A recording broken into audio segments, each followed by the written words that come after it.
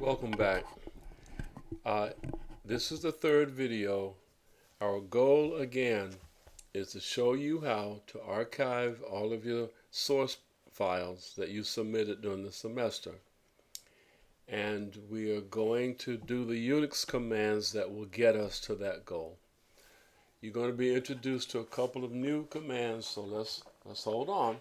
So let's follow the plan here. We're going to create a zip file for all of your CPP files. We're going to begin by working in a fresh directory. When you're doing something for the first time, never work in a highly populated area, because if you make one mistake, you may destroy things, and you certainly do not want to do that. So let's roll. We're going to create a new directory called myprogs. What's the command? Make directory. And the name of the directory, myprogs. All right. And now we're going to move into that directory to work. And now let's go ahead and get the CPP files from the repository. Because what are we going to do? We're going to get the files and get them zipped. What's the command for getting all the files? We said cs get all. And what files do we want? The CPP ones. All right. We see all these files coming in. Now we're going to look at them and see what we have. Yep, we have all these CPP files. And now we can zip. In Unix, zipping is pretty simple. Just say zip, give the name of the file that you want, the name of the zip file. So we're going to say my programs.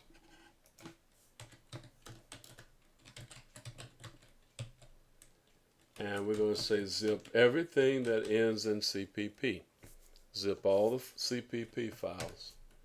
And it does all that. And let's see what we have here. We have all these things, and we have a thing called my programs zip. So it looks like the zipping, something happened, right? Let's take a, okay. Now, let's somehow verify that the zip worked. What should the zip file contain? It should contain all of these CPP files. I'm going to show you a command that is slick. Okay, I'm going to say ls all of my CPP files, and when I do that, I get that. But this time I want to say, whatever you get here, I just want you to do some counting. And what this comes back and tells me is that the listing here appeared on 10 lines, and there were 30 file names present. Every line has 3 files, so there's 30 of them. So what have I just discovered? That there are 30 CPP files that should be in the zip file when we go do it. So we need to go and unzip the zip file. To do that, we want to play it safe, so we need another directory called zip verify. Let's go down here, and we need to copy the file, the zip file, into this directory so that we can go in here and unzip it in the new directory. So we're going to copy the file. What's the file? Well, there's only one file that says zip.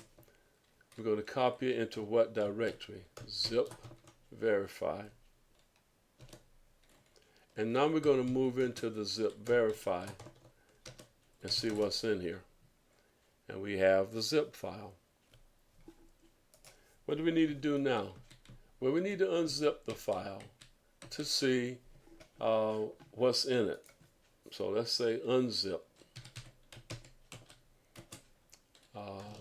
my programs.zip. Okay, and when we do that, we get all these files, and remember the command we did where we looked at how many CPP files there are? Let's find that command. here. Let's do that again. And when we do it, we see that we have 10 rows and we have 30 files. So it looks like we have the same number of files. Let's just look at one. Let's take a peek at taxes.cpp to see if it's intact. How do we view what's in a file? Two commands. We can say cat taxes.cpp, or we can say what? More taxes CPP. All right. So it looks like this zip file is okay. Let's take one asset test. Y'all ready for the big test? Let's go ahead and create an FTP window. And we're going to move this file over onto my PC. Let's go in here. Oh boy, where am I? TTTT. Oh boy. Sorry for this. What's going on? Modified. Oh, we were in here. My progs. Zip. My program zip. Let's just move this thing out here. I'll move it in here. And I'm not going to try to unzip it here because it's going to be off screen, so let's let it ride. All right, so where are we? We don't need this anymore, but that's all you need to do, and you ought to be able to unzip it and have the files present. Okay. Now, let me tell you what we've done. We have done a series of Unix commands that we can kind of save and replay as we need to. The last video that we're going to do is going to be capturing the commands we typed in into a file.